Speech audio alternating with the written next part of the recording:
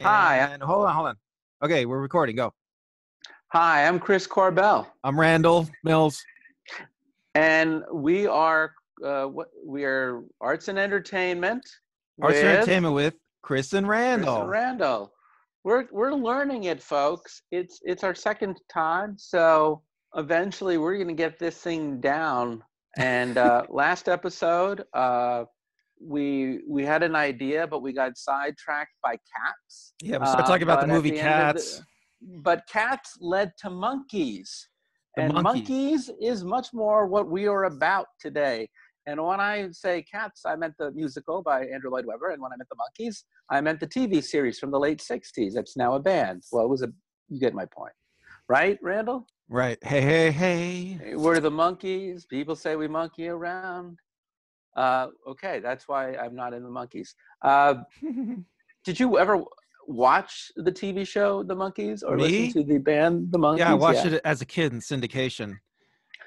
Well, me too. I mean, I'm not, I'm in my mid 50s. I'm not in my mid 70s. You didn't see it first run? No, I was like, yeah, man. I was living out on Ivar and Vine, and I was just, getting high, and I'd sit here with David Crosby, and we just, we'd do some hashish, and we just watch those guys, and then It's funny because this is our topic this is supposed to be our topic is Hollywood. It is our topic. It is really. But here's what I was gonna say. This is what I was thinking is the Monkees. It was hard for me to watch a syndication. Like it was hardly ever on. And all those far out shows from that era, that were pushing the envelope, like the Monkees and Laughing, and I don't know what else. Fuck it to me. Yeah, no, I hear you. A lot of those didn't really do well in syndication. It was like they were of their time, and they were they way were too far of their out. time. Yeah, like people weren't doing enough LSD. LSD was legal, right? LSD. Yeah, it was like the Nazis. Well, you're getting a little ahead of. Can I hold you back for just a sec? Because no, I want the audience to kind of know what we're talking about before we just dive in. Because the topic of today is Los Angeles, Hollywood in the late 60s, as captured by what was really going on at the time, and also by films about that time, documentaries about that time, and stuff that you can watch right now if you're at home and you want to watch some of the things that we're talking about, including, I believe, even the Monkees. I'll look it up in a minute, but I think you can actually watch the Monkees. I think it's streaming on one of the streaming services. Do you know which one? Me, no, but I'm sure people can find it. But you would. But I want to give the audience an idea of what is it that we're going to be talking about today. It was what we were going to be talking about actually on our first episode, which is movies and stuff that fascinates us about LA in the late 60s during what they would call the scene, which the Monkees is definitely a big part of. And for those of you who are watching and don't know me, or they don't know Randall, which I think is kind of weird, but maybe you don't, we live in Los Angeles. So this is the world that we are living in today, right, man? True. I mean, you live not even a block away from the famous Whiskey A Go Go. Yeah, I live right off the Sunset Strip by the Whiskey, Roxy, stuff like that. I mean, you're in the thick of it, man. Yeah, you're in the thick of it, Well, I guess Westwood, which is a different kind of thick of it. Well, I guess this. Go ahead. Well, I guess this area, like, it had its last peak in like the '80s, the late '80s, when the hair metal bands were playing. I guess like bands like Guns N' Roses came out of that scene. Poison. But that's for another show. Let's just keep it. But that was the end of it. Psychedelic. Let's keep it 60s LA. I'm saying 60s LA is like gone. It's dead, man. It's like. Well, yeah, but let's talk about the stuff that covered it in its time. That is a show today. We're really going to talk about our fascination for what wasn't maybe. So we're going to talk about like what you can watch to really get that feel of 60s LA, right? And like what were the titles? Maybe the Monkees. I just think about it. Maybe the Monkees were the gateway drug for us as children? Maybe.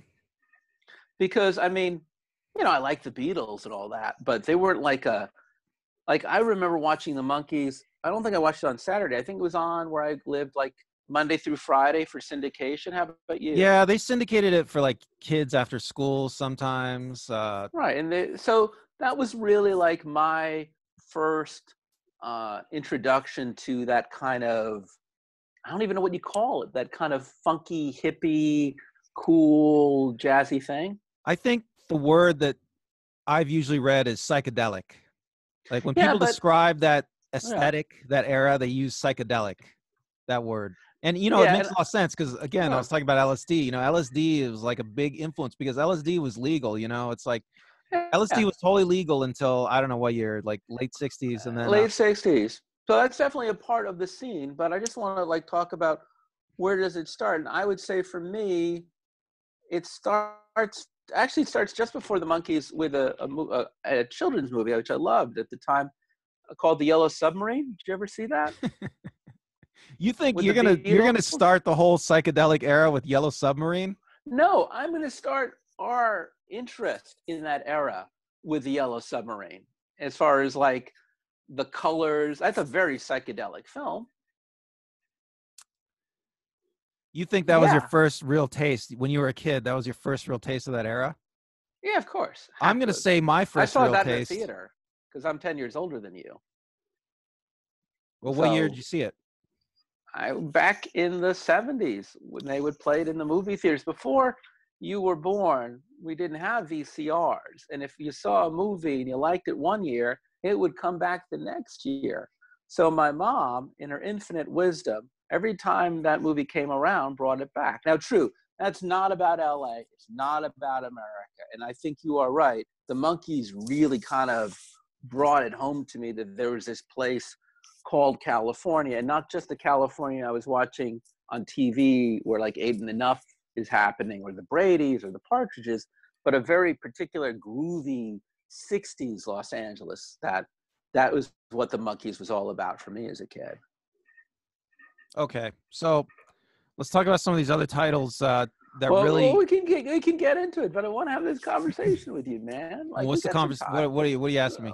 Well, I'm like, what? Like, I guess, what was your take on the Monkees? Let's talk about the Monkees for You a know, few I wanted to minutes. say, I guess my first taste of the whole psychedelic aesthetic was, and you're gonna think I'm crazy, but was like Sesame Street and the Electric Company. It was kids shows because a lot of the people No, that made there. kids I shows at hear the you, man. time, they were like they were freaked out freaks. Like, for instance, uh, Jim Henson. Like, did Jim Henson ever do LSD? No, But he was no, a no, freaked out not to freak. my He knowledge. was totally of that era. Like if you look at his work, like he was doing before the Muppet Show, he was doing like little bits on the Tonight Show, you know, back when the Yeah, Tonight Show but was that's cool. still pretty straight. But like, dude, this show is about LA in the 60s. Can we just try to get a little closer to the topic? Just a little, Yeah, go about on. LA. Yeah, go on. Because I'm just saying Sesame Street was New York City. It was actually in my neighborhood. I love Sesame Street, but like, when did you get this? I don't know. In your mind, when did the mythic quality that is that LA of the '60s kind of enter your Yeah, now you got me consciousness? thinking about it. I don't know. Just For from me, it was, TV, just from TV, I guess. Just yeah, from TV. TV shows. So, did you ever like? Do you find like? Is there a part of you like? I forgot you. Well, you got here before I got here because you were from Hawaii to San Bernardino. So, how old were you when you first came to Los Angeles? Well, my mother, she took us to Los Angeles as kids, like me and my brother and sister, like on just like a family trip. I don't know, when we were real little. Showed us the So, sights, Man's I've Ground been Middle like in Chinese the Theater. That was early probably like in '80s. the 80s. Yeah. Yeah. So, like, for me, I got here in the early '90s. Is there a part of you that I think it's true for everyone that ever comes to LA, because unlike Des Moines, Iowa, or Tulsa, Oklahoma, there's not like a picture in your head of what Tulsa's going to be like or what Des Moines is going to be like. But like, you've seen every street of LA. You've seen these places so iconic. And then No, you get here. one famous image is from the Guns N' Roses video where Axl Rose gets off the bus. You know, Yeah. Welcome to the Jungle. He gets off the bus into Hollywood, and it's like the jungle. And I mean, there was this when I was growing up. There was this image of LA as being like dangerous and full of gangs and crime-ridden. Yeah. It was that '70s era like image. You know, the cities are all different now. I mean, I don't think kids today Yeah. understand. And, you know, another thing, like when I moved to LA, like to go to college in the '90s, I would say, uh, you know, there used to be this thing where there used to be all these runaway kids living on the street everywhere. Do you remember that, Yeah. Chris? Of And like course. those Yeah. kids are Yeah. gone. There was this charity called My Friend's Place, I think it is. It's still around, Yeah. but they help like runaway kids on the street. I don't even know if they have any business anymore. Well, that's pretty good, man. All right, so let's get to the main point because we could talk about LA forever, but let's talk about, you know, the canyons. Let's talk about Sunset Strip. Let's talk about the 60s, and let's talk about the things that we were watching that were on this topic. Well, Let's bring it in. let's just talk about Mondo Hollywood. You watched it, right? Well, I want to talk about a lot of things. I'd like to actually hold back on Mondo Hollywood All because right, what do you want to talk about? I think I just want to first just talk about the fact that you and I, you know, you know, let's focus on the canyons first because that's one of the best things to think come out of that whole 60s scene and early 70s was the music, you know, like the Byrds and Buffalo Springfield, Crosby, Stills, Nash and Young, Joan Baez, you know, all the other groups that I just literally, you could see if my eye went like this, it means I forgot. But a movie came out that I just watched on Netflix called Songs from the Canyon. Is that right? Is it Echo from the Canyon? I think it's called Echo from the Canyon. Sorry. It was Beck's produced in by it, right? Yeah, it's produced by Jacob Dylan, and you saw it, right? Mm-hmm. That's right. And what did you think of it? Yeah, it was really interesting watching all these successful entertainment people sitting around talking about how awesome everything is. I don't know, but But come on, man. It is really fascinating to think that, you know, you've been up in the canyon, and for those of you who have never been here, it's a very weird space because, you know, everything is so narrow. Yeah, Laurel And Canyon is it's in the hills. It's there's a lot of little tiny twisting, winding streets made for Model Ts back in the day, and modern cars don't navigate them very well. you And would want to drive up them at night.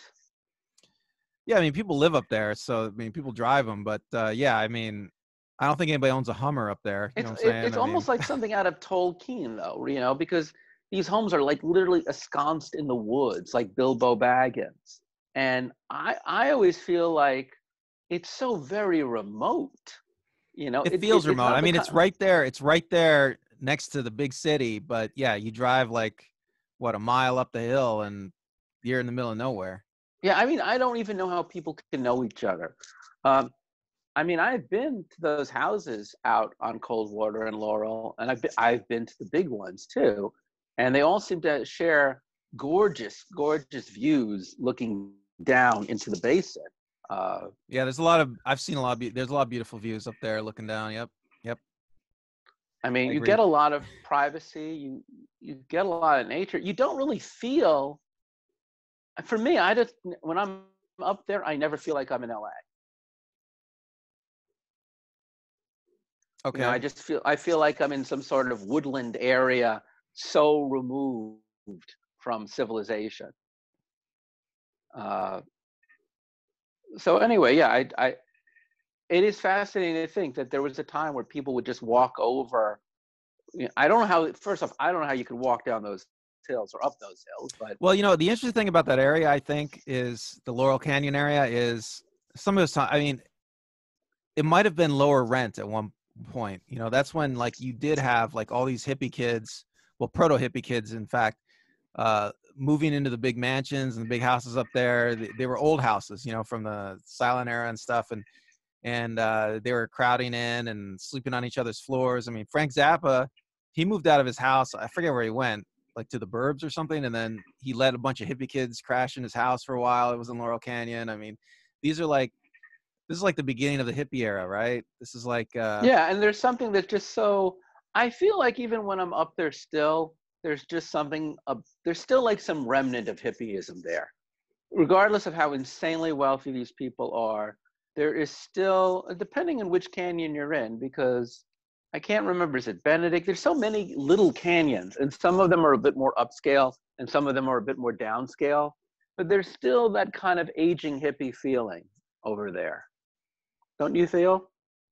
No, I got you. I got you. I mean, yeah. I mean, well, uh, it doesn't feel like you're living in a major city. I mean, you are, but There's also, there's just something about people there that is kind of grainy, so of the earth, of nature. It's not like saying when you're in the Pac Palisades, which I love, but the Pac Palisades is much very modern. Everything's built to the ocean. People have gorgeous new cars. It's not like being in the South Bay. It's not even like being in Pasadena. It's a very particular kind of druidical, nature-loving vibe out there. You could get lost in the canyon and never come back, is what I'm saying. You and the coyotes. yeah, I never thought about it, but there's probably trails up there somewhere. I mean, I know there's parks. There's some open land up there. I mean, I don't know what it's like. I've never been up there that much. I know there's a couple of No, parks. There's a lake. it's worth going up there, and it's. I was just up there recently, and I think it was Benedict Canyon. No, off of Mulholland, and then from Mulholland we turned off of Small View, and oh my God, I was terrified because of how high we were physically, and how sharp the turns. But just looking down, I felt like I was in the Mediterranean, somewhere like in Italy. Supposedly, California has a Mediterranean climate. You've heard that, right? It is. We're on the same parallel. So I could certainly see why, in that kind of palatial environment, whether you're stoned, So you're sober, or just you're making the genius, case. You're making the I case could see that how it would inspire. you're making the case that the hippies come out of the environment because it's the environment. I would definitely say that Echo in the Canyon, I think, shows the most beautiful part of that time. And I think because it is Jacob Dylan is interviewing people, he's reinterpreting the songs. He does spend time in Hollywood. I'm not saying it's all about the canyon. I think that's what shows the best of it. The movie that really got me thinking was Love and Mercy, Echo from the Canyon available on Netflix, Love and Mercy available for free streaming right now on Hulu. And I know it came out 5 years ago, so you probably saw it when it came out. And that's about Brian Wilson. The film is cut into two. Paul Dano plays the young Brian Wilson during the Pet Sound era, and then John Cusack plays the older Brian Wilson, who was under the care of Dr. Eugene Landy in the early 90s. And they're both really good parts, but the thing that I was really looking at is Brian Wilson also living out there in the Hollywood Hills, also 100% part of that scene. And the way that both the film and also in Echo of the Canyon, they show you his piano at his home in sand. They interview he's in both films. And, to me, the Beach Boys are maybe one of the best parts, and certainly Brian Wilson, definitely one of the best parts that came out of that sound for me. But he comes out with a warning too, because while he put out something as brilliant as Pet Sounds, he's the guy who did the drugs. He's the guy who suffered from depression. He's the one who just, on so many levels, it just fell apart. What do you think of that movie? Yeah, I mean, the whole point of the movie is to make you feel for Brian Wilson and whatever he went through. Yeah, I mean, yeah, you really feel at the end of the movie, you really feel for Brian Wilson. You feel bad for him, whatever. But I mean, do you feel like you can both share in his joys and pleasures at the same and losses at the same time? I mean, what it must have been like for him to be, like in the studio with French horns and a full band and people as talented as Carol Kay and all these other great session people, and coming up with all these harmonies and different tempos. There was a certain magic going on. There was a certain creative magic. Well, yeah, I want to say about that. Echo and now, both Love and now Mercy we're on a totally different magic. subject. We're on a totally different subject now, but yeah, that's something good about the movie. It really goes into the recording techniques of the era. I know that a lot of people have in their head that everything always gets better. All the technology always gets better. It's like my I can do the same thing Brian Wilson did back in those days with my MacBook. But that's not true. I mean, all those major studios, all that mechanical equipment, that stuff can't be replicated. This is something I've been thinking about from this era. there's a peak America. I really believe there's a peak America, and we've passed it. And peak America, what year would you put peak America? I would put it like I'm not sure if I subscribe to your 1970 to theory, but 75, somewhere in continue there. to go with it. Okay. And I mean, I lived in 75. It didn't feel like a peak to me, but all right, well, yeah. maybe the late 60s was peak America. I mean, maybe 69, the Summer of Love, maybe that was peak America, and yeah, you watch those old recording studios, I think most of them are gone now. Oh, no, actually, a lot of them are still there. The studio on Western is still there. There's a couple of them that you see in Echo in the Canyons. They're still using in Echo in the Canyons just to show you that they're still there. I mean, it. Right, because you can't do better than that. That's what I'm saying. That's peak America, man. It's interesting to see how, and I can't remember what of the films we watched said this, but LA is a place where you can come in, be an artist, have a dream, a crazy dream, and just kind of pursue it and embrace it wholeheartedly. And you can meet like-minded people of your tribe and have that experience. I feel, not even as a side thing. I've been watching Samuel L. Jackson on Masterclass, teaching acting, and he talks about moving to New York in the early 80s and finding a community of young actors that he would hang out with, and he'd go to auditions and he'd go to readings and he'd do workshops with, and he'd be part of that scene. And I know as a storyteller for the last 5 years, I've been doing that too. I hang out with other storytellers. We go to each other's shows. We hold workshops. Well, this brings up the documentary Mondo Hollywood, which I think is the best documentary ever about Hollywood. I know. Okay, let's get to that. No, let me tell you why. Okay, because you just brought it up. It's your fault, so you can blame yourself. Okay. So the reason I'm bringing it up, and we have 5 minutes left, by the way, and the reason I'm bringing it up is because it really shows what the scene in LA is like. Exactly what you described. Mondo Hollywood is the perfect depiction of that scene. It's just Hollywood, because of the movie industry, is attracted. Now, for those of you who want to watch it, Mondo Hollywood is available to stream free on YouTube. So go ahead, continue. I just want people to be able to have access to what you're saying. Because of the film industry, creative personality types have been attracted to Hollywood. Creative artistic personalities have been attracted to Hollywood forever, and they come here, and it's like a big community. And it's interesting with Runaway Production and the rest of the world catching up, and I don't know what's going to happen to the Hollywood scene. I mean, I think the late 60s, I mean, you're talking about an era. Okay, so the 1960s was an era when, post-World War II, where a lot of the rest of the industrialized world was destroyed. So you had, if you were an artist living anywhere in the world, you wanted to come to Hollywood because there was nowhere else to go, and it created an amazing vibe here. Mondo Hollywood really depicted that, really captured that, I feel. I mean, I have mixed feelings about that movie, a documentary. I do think as an archival research, it's very informative. I also think it can be for some people very dull due to its non-narrative approach. It is kind of dull, but I know it is kind of dull. I mean, because I want to be honest, there isn't a consistent plot theme. It does show a patchwork of different people, not just people in the creative industry. In fact, the creative people I felt to be the dullest people in this film. All the people in the movie are creative people, though. Oh, no. Wait, there's a woman who's a nurse, who's a black lady. She lives in South Central. There is okay, you're right. She's the only one. She's like the only normal person. She's the only normie. There are people in it of all types, and they're pretty, for the most part, I thought, freaking ugly.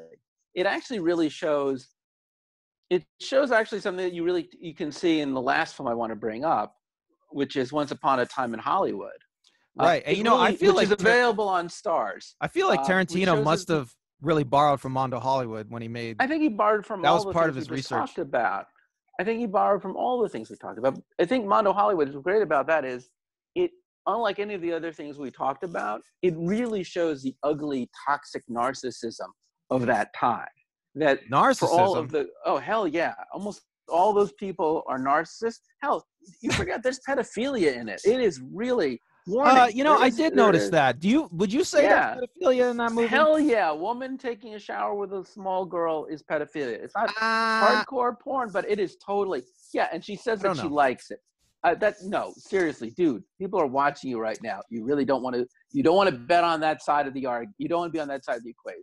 It is completely wrong, and I warn people about it. You're really seeing there's nudity, profanity. There are people who are just horrible. But I'll say this much: you can't just praise that era without also saying that was, the sexual liberation, drugs, the end of a repressive time in American culture. Peak America. People doing what they wanted to do, people coming out of wars and depressions, people coming out of the harder rules of civil behavior. There is such an ugliness to that documentary, just such a hard underbelly really? to it. But now, Mike Herb, who produced that film, would go on to work with Richard Nixon and Ronald Reagan. He's very conservative, very anti-drug guy. Ronald Reagan's in Mondo Hollywood too. And the interesting thing about that is he is part of the artist scene too in Mondo Hollywood. He bases a lot of his decisions on his astrologer's advice, which he did all through his whole administration, him and Nancy. So he was very much of that scene. Absolutely, and it really shows you, Mondo Hollywood absolutely shows you the convergence between both the, as you like to call them, the normies, the upper middle class, the conservatives, and the bohemians, and how there's an unholy alliance between them, maybe between the patrons and the performers. But you see it in the documentary, that the woman who husband was the pharmacist for Los Angeles County, Mrs. White. Right. Well, who throws these society parties where they invite all these hippie types. Yeah, right. And, I think it's a good tonic in case you start to over-romanticize that era. It does remind you of all the things about that time that were pretty fucked up. And I do feel that at least moving on quickly to Once Upon a Time in Hollywood, I do want to get to it. Well, do you want to go? You want to go? Well, Jay Sebring is in. Let's just keep going, Chris. Jay Sebring is in Mondo Hollywood. That's right. And Jay Sebring would be one of the Manson victims. And Tarantino just basically rewrote Mondo Hollywood into a drama. My barber actually worked at a hair salon at that time, and his coworker was Sharon Tate's stylist. And actually, he had found out. He had partied with Sharon Tate, my barber, and these guys, and it's a very sweet girl. They even found out that she died before he was in the news. But, I think what's really nice about Once Upon a Time in Hollywood is it really does show the convergence of all these, of all these various temperaments, the creative, the destructive, the narcissistic, the toxic. And wow, you think it's more negative than I do. Hell yeah. I don't even think things have changed that much in Hollywood. You can't glorify the Manson family. You cannot glorify the Manson family. The Manson family really shows you what happens when you take that level of indulgence, you take that level of narcissism, you take that to the extreme. Then especially in a society where everyone thought they were free and open. After the Manson family, these homes, they stopped living in these homes where you can walk from one space to another, and they start living in compounds. Look at celebrity homes out here today. They're compounds. Yeah, there's more gated communities going on. That's just gated communities, but they live on these. I've been to Mark Wahlberg's estate, which is in the hills. Why were you at Mark Wahlberg's estate? Longer story, but it's like a freaking college campus, and you cannot get into any major star's home. Did you see Mark? Any easier? No, but you can't get into any of these homes without. These are big entrances. These are big spaces. There are barriers. I mean, the 60s was like the time where people thought they could mix the classes and all these other creatives and the straights together. But really, that's what your result. I feel like what Tarantino is saying is that was the end of that era. That after that, really, the walls started to come up. Reagan is a good example of building those walls, of a protected community, keeping the upper middle class away from the middle class, the working class. And God knows, realizing that the hippie isn't always such a great free spirit. There's a lot of dark people in the counterculture. This reminds me a lot of the movie Dirty Harry. You've seen it, right? Yeah. Well, Dirty Harry was very much a reaction against the hippies. It was like an anti-hippie movie. It was one of the first real anti-hippie movies. Yeah, which would usher in the 70s and would usher in eventually even Reagan in the 80s, a big movement away from all of the hippie stuff. Like we're bringing up about Reagan, and he's in Mondo Hollywood. You know, Reagan is it's really interesting because Mondo Hollywood creates this Hollywood fantasy land, which still exists to some extent. I mean, because Hollywood still attracts the same kind of people, you know. Yeah. But the money isn't there. You know, the international clout isn't there anymore. But anyway, but it creates this fantasy world of Hollywood. But well, it's a real world. But Reagan is very much a part of it. He comes out of it. And he comes out of it with a lot of the ideas and a lot of the philosophies of that universe. And he applies. As does Mike Curb, who produced Mondo Hollywood. Mike Curb comes out of that. He fires a whole bunch of artists off of his label in 1970 because they refused to stop using drugs. He gets into a big fight with Eric Burden of the Animals because the Animals is one of the bands. Well, Burden's like, you're not going to fire me, and I'm going to still use drugs. Curb ends up working for Nixon and for Reagan, and is part of a lot of people who came out of the 60s who were part of that artistic scene who go, you know what, maybe there's just a point where indulgence has to stop. Maybe there's just a point. I'm not trying to sound like a neoconservative, just really careful here. You know what? There is a counter-reformation. I've heard that narrative. I've heard that narrative. You can see it because it's not in the LA that we live in today. The I've LA heard that narrative. We live in today is not that LA from the 60s. I've heard that narrative, and you're making a good argument for that narrative, but I don't believe in it. I really think that. Well, be careful. I'm not saying they're right. I'm just saying that was the counter. It's more Hegelian, right? More Hegelian. I'm just saying it just pivoted. Yes, it pivoted on the dialectic. Synthesis, right? We're in synthesis now.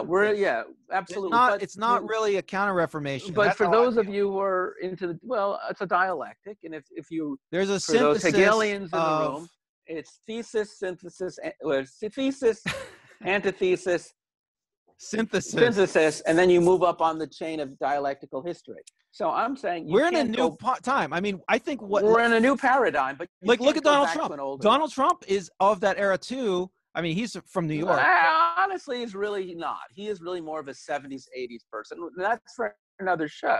I really want to stay on topic. But Trump's not the kind of conservative that existed back in the 60s, back in the 50s, back in the 30s. I just want to talk about this Hollywood that you and I are, this valley, this era that on one hand came to us in such beautiful, brilliant colors. And I'm just going to read this to you because I think this explains a lot of why I'm the guy I am now, which is lovely. Don't you hate when your phone does that? Okay. But we were talking about the Monkees the last time on our show. With the Monkees. Stephen Stills was actually in Buffalo Springfield, and he was actually rejected for the Monkees, but he told Peter Tork. But it was this ad that they had at Barney's Beanery for all the young musician types who are going that really I love this ad. I found it here on Wikipedia. I'm going to read it to you, and it gives you such a sense of, in 1965, what they were looking for and why maybe it planted a seed. So it reads, madness, !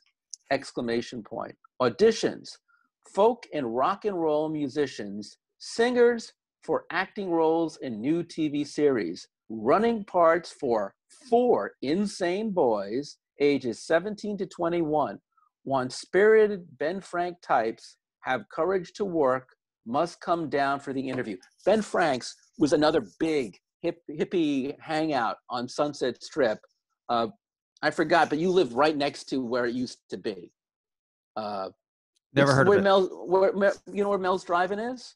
Yes. That was Ben Frank's. So that was like the scene. So anyway, it's so clear, 4 insane boys. I mean, how could you not, as a child, want to not live in this psychedelic colored, crazy, zany universe? Because the best thing I think they could ever have said about that is it was a time where a child could just basically go nuts in that world and color things. How could not? It's the perfect child's universe. And that's, I think, why it was so appealing to me. What do you think? What's your final thoughts? Well, I think I've already told you what I think is Hollywood has very much attracted artistic-minded people throughout, the decades because of the film industry, and peak America was the 1960s. That's when the In indulgence, your the opinion, man. resources, huh? In your opinion, man. I'm That's not my going to go opinion. there with you, but right, it's the American century. I get you. 60s was the American. That was the American decade, man. 1960s, probably. I mean, it was never better than that. It was all downhill from there. All right. Well, my last question to you is there, when you walk by the whiskey, or when you're out in the hills or something, is there just a whisper? Is there something about that period of time that still lingers in the air for you? A time before you were even born. Well, no. All right. The time is over, man. It's over. So is I that mean, just, you know what? that was the bright shining moment for you, is what you're there's still saying? artists And who come here. There's still artists who come here from all over the world, and they try to do art or whatever. but that's a world that now belongs to the past, like the Great Wild West or Camelot. Or is it a mythical past that never existed, like Camelot? Or Oh is no, it a it past existed. that did exist? It's funny watching Mondo Hollywood. Okay, if you watch Mondo Hollywood as not knowing nothing about Hollywood, not having lived here, not having worked in entertainment at all, I think you'd get a different sense of it. You'd wonder, like, if all those people are just acting, if it's all made up. But watching Mondo Hollywood after lived here for so long, I don't know how long we lived here, 20 years or something, but and working around entertainment, it's real, man. That's how it is. Well, then that's my point.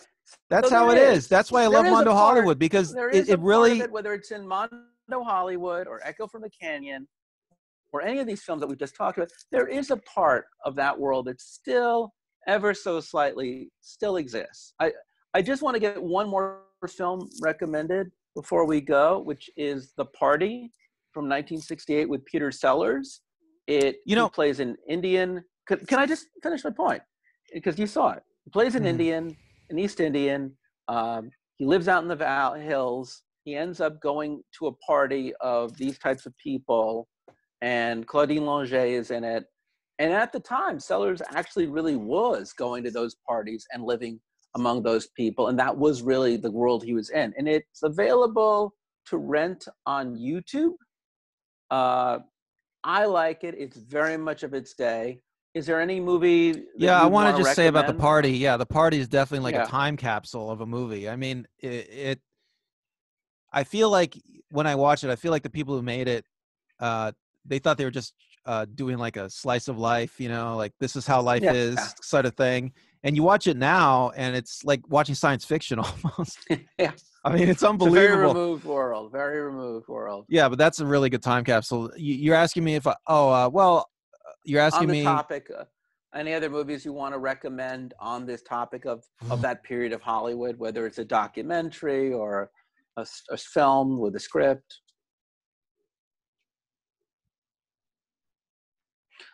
Any other ones that you want to recommend? I'm thinking. Well, I wanted to. Okay, well, while you're thinking, I will also throw out really quickly another film. I like the Beach Boys, so there's a documentary called "I Just Wasn't Made for These Times," which is good. And there's another one, I can't remember the title, but it was about Brian Wilson on the Smiley Smile tour. So if you're just into the Beach Boys, there's quite a few good docs on that. Back to you. Any thoughts in the time that I talked? Well, I told you before we started, I wanted to recommend SOB, Blake Edwards movie, but you say it's too late. No, but that's not the 60s. That's 1979, dude. But listen. 1981. No, dude, you got to keep it in the 60s. That's all. But listen, he lived through the 60s. There's something that happens at the beginning of SOB that's very 60s. Very 60s. It's the remnant It's of the that most world. 60s thing. It's the most 60s thing I've ever seen. But the 70s, in a movie. The 70s is his own story. So what's the most 60s thing? And then we're gonna go. Okay, the most 60s thing that ever in a movie is Blake Edwards is like some rich movie director, and he's driving through Laurel Canyon, the street and the area, and there's like, it's still there. There's like a little country store like in the middle of Laurel Yeah. Canyon, halfway between I've LA been. and North Hollywood, which are in Yeah. major or urban areas.